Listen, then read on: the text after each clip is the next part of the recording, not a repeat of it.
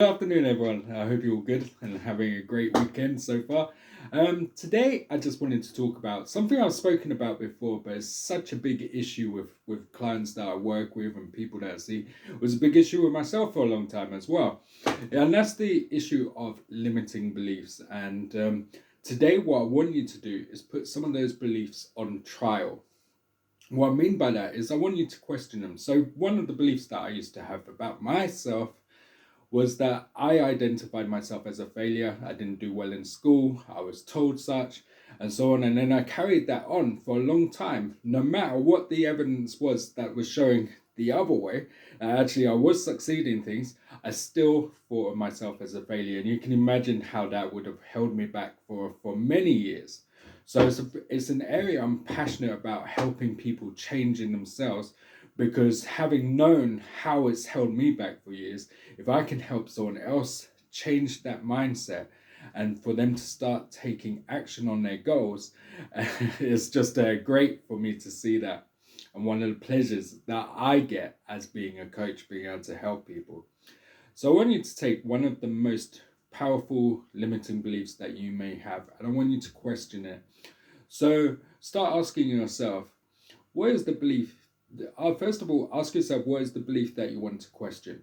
And then what is the evidence for that being true? Sometimes, like I found, there's very little evidence to it actually being true, but for some reason, we've clung on to that and taken it as our identity. And then start looking at the other way. Where's the evidence against that being true? So when I was identifying myself as a failure and so on, there were so many things that I achieved along the way, but I was still calling myself and identifying as a failure. And when I was looking at it, it was like, well, hang on. Would a failure be able to do this? And gradually I started asking these questions. And then think about from that as well, how are you misinterpreting the evidence in any way, like I did? Like, for example, there was one maybe piece of evidence, maybe, and then I clung on to that rather than all the other bits of evidence that was showing otherwise.